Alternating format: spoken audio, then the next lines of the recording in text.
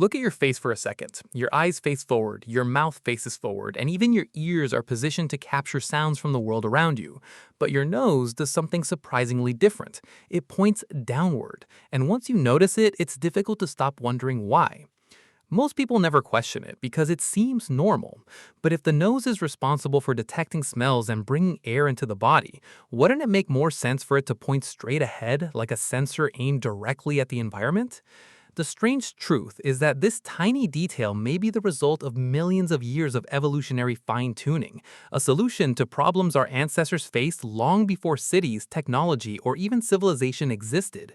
To understand why your nose points downward, you have to imagine a world where humans spent every moment outdoors, exposed to the full force of nature every single day. There were no buildings, no air conditioning, no clean indoor spaces, and no filters protecting the air people breathed. Every breath carried whatever happened to be floating through the environment. Dust drifted through the wind, smoke rose from campfires, pollen filled the air during certain seasons, and tiny particles constantly surrounded early humans, whether they noticed them or not. For our ancestors, breathing was not just a simple automatic action. It was a continuous interaction with an unpredictable environment filled with potential hazards. The lungs are incredibly important organs, but they are also delicate, and anything that reduced the amount of harmful material reaching them could improve survival. This is where the shape of the human nose begins to make sense, because a downward-facing nose naturally creates a barrier between the nostrils and the outside world. Imagine if your nostrils pointed directly forward. Every gust of wind would push airborne particles straight toward them like a funnel directing debris into an opening. Walking through a dusty landscape would become a very different experience, with far more dirt and particles entering the respiratory system. By angling downward, the nostrils become less exposed to whatever is moving directly in front of the face, reducing the chances that unwanted material will travel inside. It may not sound dramatic, but evolution often favors tiny advantages that accumulate over enormous periods of time. Even a small reduction in harmful particles can make a difference when repeated over millions of breaths throughout an entire lifetime. And humans breathe a lot more than most people realize, taking roughly 20,000 breaths every day without even thinking about it. Over decades, that adds up to hundreds of millions of opportunities for dust, debris, and contaminants to enter the body. The downward angle of the nose also helps solve another problem that our ancestors encountered regularly: rain.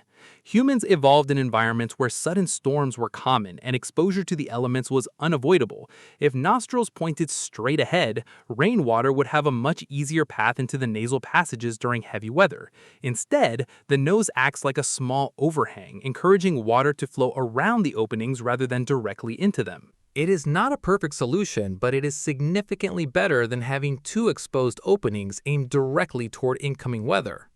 There is also a popular question that has fascinated people for generations.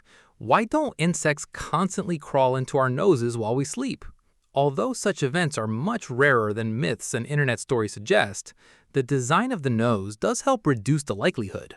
A downward-facing nostril is simply a less inviting entrance than one aimed directly outward toward the environment. And once something approaches the entrance, it encounters additional defenses waiting inside. One of those defenses is nose hair, a feature many people find annoying even though it serves a critical purpose. Those tiny hairs act like guards stationed at the front gate, capturing larger particles before they can travel deeper into the respiratory system. Behind the hairs lies mucus, a sticky substance that traps smaller particles, bacteria, and contaminants that escape the first line of defense.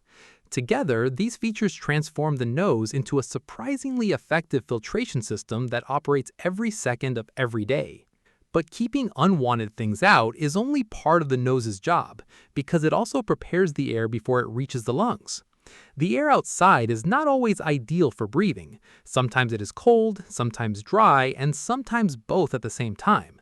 Allowing that air to rush directly into the lungs could irritate sensitive tissues and reduce respiratory efficiency.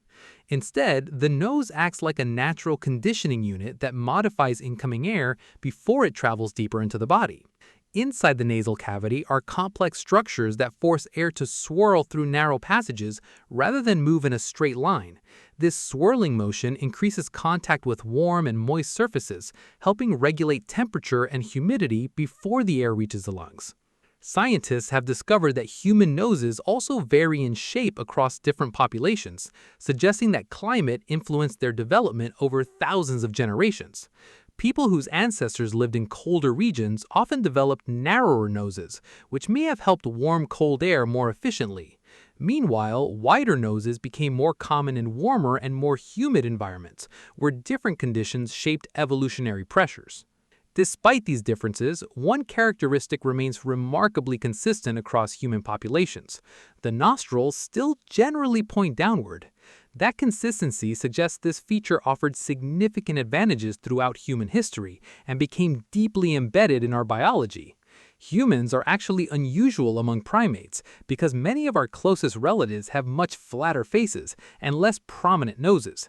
At some point during our evolutionary journey, the human face trains dramatically, producing the projecting nose that now sits in the center of every human face.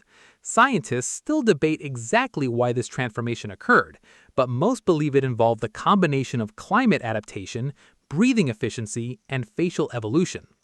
Evolution rarely creates features for only one purpose. Instead, it tends to favor solutions that solve several problems at once. The human nose appears to be one of those solutions, helping filter debris, manage airflow, protect against environmental hazards, and condition the air we breathe. Individually, each advantage might seem small, but together they create a powerful survival benefit when repeated over countless generations. The next time you look in a mirror, pay attention to that overlooked feature sitting in the middle of your face.